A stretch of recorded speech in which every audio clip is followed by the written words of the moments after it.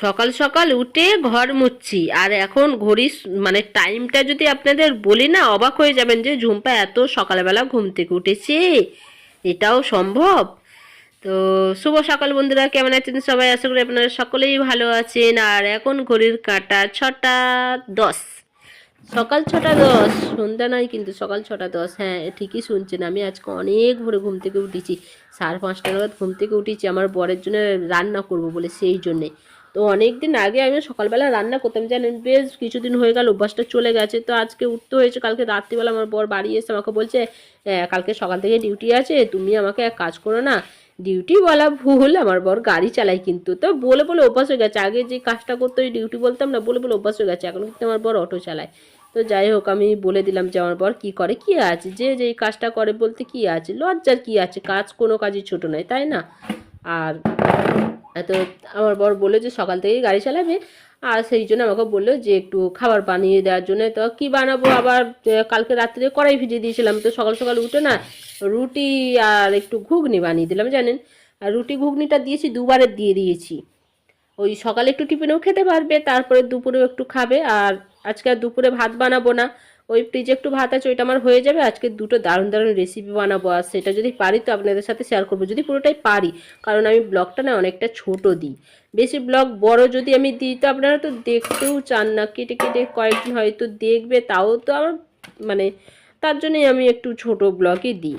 আর চলুন এখন এবার আমি খাওয়া দাওয়া করে নিই। আর ওইদিকে তো অনেকটা সময় যে আমি কি করেছি সেটা পরে পরে আপনাদের সাথে শেয়ার করছি। হ্যাঁ, তো খাওয়া দাওয়াটা করে নিয়ে এদিকে আমি দুটো রুটি নিয়ে নিলাম, একটা রুটি রেখে দিয়েছি, সন্ধ্যেবেলা ওটা চায়ের সাথে টিফিনে হয়ে যাবে। আর একটু ঘুগনিও তো বেশি যাবে, অনেকটাই আছে, আমার বরকে দিয়েও আমি খেয়েও অনেকটাই থেকে যাবে, হয়তো ওইটা আবার কালকে। 11টা বাজতে 15 মিনিট বাকি সকালে জল খাবার। অনেক ভোরে উঠেছি, কিন্তু উঠে সব কাজ করার পরে আবার শুয়ে পড়েছিলাম। দেখুন স্টাইল দেখেছেন আমার, রুটি ছিঁড়ে ওই ঘুগনির মধ্যে দিচ্ছি আর ওই চামচে করে তুলে খাচ্ছি। দূর, এইভাবে খেয়ে হয় নাকি বলুন? আমি ওই হাত দিয়েই খাবো, লাস্টে ওই চামচটা ফেলে দিয়েছিলাম, দিয়ে দূর তোর ফেলে দিই বলে চামচটা টান মেরে একদম দিয়েছি ফেলে, দিয়ে এই হাত দিয়ে রুটি ছিঁড়ে খেয়েছি। বাঙালি বলে কথা, ওই চামচে করে তুলে রুটি লুচি ওইভাবে খাওয়া যায়? আমি একটা সিরিয়াল দেখতাম, মিঠাই, ওই সেই স্টাইলটাই মনে হয় আমি ফলো করছিলাম। তো তারপর চলে এসেছি এখন রান্নার দিকে। আর এদিকে লাউ কেটে নিয়েছি, পেঁয়াজ, টমেটো, আলু, চিংড়ি মাছে নুন হলুদ সব মাখিয়ে একদম রেডি করে নিয়েছি।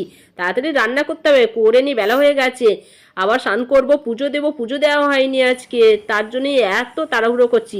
আর এদিকে চলুন যা রান্না করবো সেটা তো দেখিয়ে দিলাম। আর ডিমটা দেখুন, এইভাবে কিন্তু আমি ডিমটা ভাপিয়ে নিচ্ছি। আজকে বললাম না দুটো দারুণ দারুণ রেসিপি বানাবো, তার জন্য এই ডিম রান্নাটা আজকে এইভাবে করব।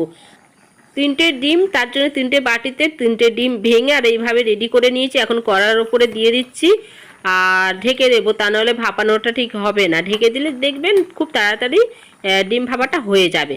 তো আজকে ডিমের তরকারিটা এইভাবেই করব, ডিম এইভাবে ভেঙে মানে ভাপিয়ে নিচ্ছে, নিয়ে তারপরে ডিমের ঝোল যেই পদ্ধতিতে করে সেম একইভাবেই বানাবো। তবে ডিমটা এইভাবে যেরকম গোটা গোটা ডিম জলের মধ্যে ফেলে সিদ্ধ করে নিই, ওইভাবে না করে বাটি করে একটু সামান্য তেল মেখে নিয়েছিলাম বাটির মধ্যে, নিয়ে আর ওই ডিম ভেঙে ওইভাবে আমি ডিমটা ভাপিয়ে নিলাম। দেখুন কি সুন্দর ভাপানো হয়েছে না বলুন? তাতে ডিমটা এইভাবেই রান্না করবো। আর তারপরে হবে লাউ চিংড়ি। লাউটা প্রেসারে কয়েকটা সিটি মেরে নিয়েছিলাম, আর ডিমের কারিটা বানানোর আগে আমি লাউ চিংড়িটা বানিয়ে নেবো, লাউ চিংড়ির ঘন্টটা বানিয়ে নেবো। তো অনেক দিন পর পর যদি এরকম ওই ডিমের এরকম রেসিপি, নিত্য নতুন রেসিপি যদি বানিয়ে খাওয়া যায় না, তাহলে আর মাছ মাংস সব ফেলে এই ডিমের ঝোল দিয়ে আপনি ভাত খাবেন।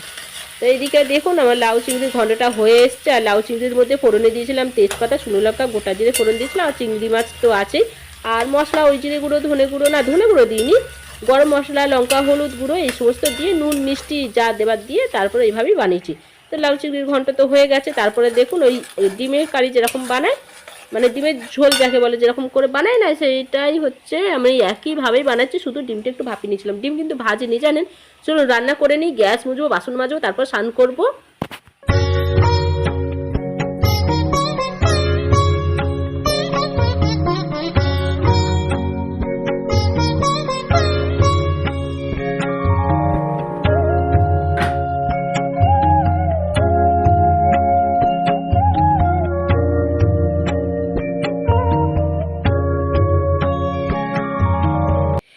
চলুন বন্ধু বন্ধুরা, শান্ত হয়ে গেছে, এবার সিঁদুরটা পরে নিই। আর সিঁদুর পরার আগে আমি একটু চুলটা গুটিয়ে নিলাম। জানেন, আমি একজনের ব্লগে দেখেছিলাম, তো ওনাকেই বলতে দেখেছি যে চুল ছেড়ে সিঁদুর পরতে নেই, তাই আমি চুলটা ভালো করে গুটিয়ে নিয়েছি, নিয়ে সিঁদুরটা পরলাম। এখন চুলটা ছেড়ে দিচ্ছি। আর চুল ভিজে ভিজে চুল আমি আজরাবো না, তাহলে অনেক চুল উঠবে জানেন। ঠাকুরের বাসনটা তুলে নেব, নিয়ে যা রান্না হয়েছে সেটা দেখিয়ে দিই, আর তারপর আমি খাবো। আর সকালে ওই কানের ড্রপটা নেওয়া হয়নি, ভুলে গেছি, সকালে কোনো ট্যাবলেট ছিল না, তো খাওয়া দাওয়ার পর আছে। আর খাওয়া দাওয়ার পর ওই ট্যাবলেটটা খাবো, খাবার পরে যেই ট্যাবলেটটা আছে ভাত খাওয়ার পরে ওইটা খাবো, আর কানের ড্রপটাও নেব। তো রান্না হয়ে যাওয়ার পর চলুন একবার দেখিয়ে দিই। লাউ চিংড়ি, আর এইদিকে ডিমের ঝোলের কালার দেখেছেন বন্ধু, এত সুন্দর কালার হয়েছে কি বলবো, আর দারুণ হয়েছিল, দারুণ। প্লিজ আমার কথা শুনে আপনারা বানিয়ে খেয়ে দেখতে পারেন, খুব ভালো হয়েছিল। আর লাউ চিংড়ি ভাত সব কিছু নিয়ে এখন চলুন আমি খাওয়া দাওয়া করে নিই। ফিরে এসেছি আবার সন্ধ্যাবেলা, তো আর ব্লগটা বড় করব না, আমি এখন ব্লগটা শেষ করার জন্য এসেছি। তো আমার ব্লগটা যদি আপনাদের ভালো লাগে তাহলে please like share comment subscribe করে দেবেন। আর ভালো থাকবেন, সুস্থ থাকবেন এবং সাবধানে থাকবেন।